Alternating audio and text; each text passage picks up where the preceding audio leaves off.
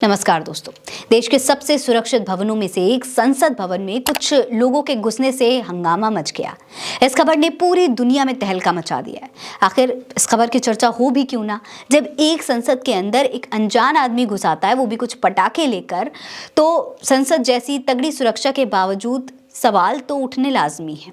जब से ये घटना हुई है तब से बड़े बड़े नेताओं से लेकर पत्रकार और तमाम लोग इसके बारे में ही बातें कर रहे हैं। कई लोग इस पर सवाल उठा रहे हैं और इस घटना से कई एंगल निकालने की भी कोशिश की जा रही है। आप भी देखिए कि इस पर लोगों का और पत्रकारों का और नेताओं का क्या कुछ कहना है। इस मामले पर कांग्रेस सांसद अधीर रंजन ने कहा है, 2 युवक गैलरी से कूदे और उन्होंने कुछ फेंका जिससे गैस निकल रही थी। उन्हें सांसदों ने पकड़ा, उसके बाद सुरक्षा कर्मियों ने उन्हें बाहर निकाला। सदन दोपहर 2 बजे तक के लिए स्थगित कर दिया गया। ये निश्चित रूप से एक सुरक्षा उल्लंघन है। वहीं लोकसभा अध्यक्ष ओम बिरला ने बताया कि ये केवल धुआं था, चिंता की कोई बात नहीं है। हम सबकी चिंता थी कि वह धुआं क्या था। वह अभी तक प्रारंभिक जांच में जो जांच की उसमें वह साधारण धुआं और सनसनी फैलने वाला धुआं था, इसलिए उस धुएं की कोई ऐसी चिंता का विषय नहीं। उसकी प्रारंभिक ठीक से जांच कर ली गई है। लोकसभा में सुरक्षा चूक पर समाजवादी पार्टी की सांसद डिंपल यादव ने भी अपना रिएक्शन दिया।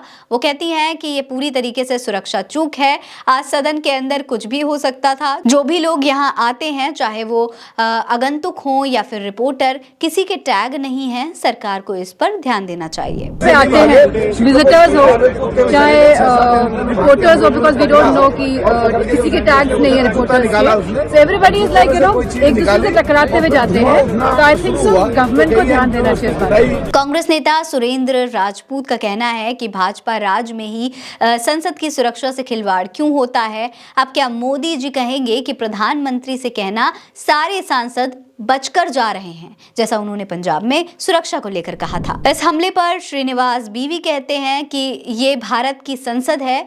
इसी के साथ उन्होंने कई सारे पॉइंट्स भी बताए हैं। उन्होंने कहा है, सुरक्षा में इतनी बड़ी चूक कैसे हुई। इस सुनियोजित हमले के लिए सदन के पास किस सांसद अधिकारी द्वारा जारी किए गए सदन हमले की बरसी पर क्या सुरक्षा एजेंसियों को कोई इंटेलिजेंस नहीं था। क्या सदन में घुसना, गैस ले जाना इतना आसान है। इसके अलावा रागिनी नायक ने भी इस घटना पर कहा है कि पंजाब में अपनी सुरक्षा चूक का ड्रामा करने वाले पीएम मोदी अब लोकसभा में हुई सुरक्षा चूक की जिम्मेदारी लेंगे। वहीं पत्रकार राजेश साहू इस घटना पर कहते हैं कि विरोध के हजारों तरीके हो सकते हैं, लेकिन सदन की सुरक्षा में सेंध करके सदन के अंदर घुस जाना गंभीर अपराध है। दोस्तों, लोगों के बयान सुनने के बाद एक बात तो साफ है कि इस घटना से सांसद और लोग डरे हुए हैं। हालांकि जब विरोधियों के बयान के बाद एक बात फिर से साफ हो गई है कि ये केवल और केवल देश की स्थिति को लेकर विरोध कर रहे थे, पर क्या इस तरीके से विरोध करना सही है। आज इस घटना से एक और बहुत बड़ा सवाल हमारे सामने खड़ा हो गया है दोस्तों। वो ये है कि जब ऐसी घटनाओं से देश का सबसे सुरक्षित भवन, संसद भवन ही इसका शिकार हो रहा है, तो फिर बाकी देश का क्या होगा। बाकी देश कितनी सुरक्षित है। आखिर इतनी बड़ी सुरक्षा के बावजूद कोई इंसान अपने साथ एक कलर बॉम्ब कैसे लेकर जा सकता है, वो भी सदन के अंदर। आप इस घटना के बारे में क्या सोचते हैं, हमें कमेंट सेक्शन में लिखकर बताइए। ये खबर आप उल्टा चश्मा यूसी पर देख रहे हैं। मेरा नाम फरीन अंसारी है। जय हिंद, जय भारत।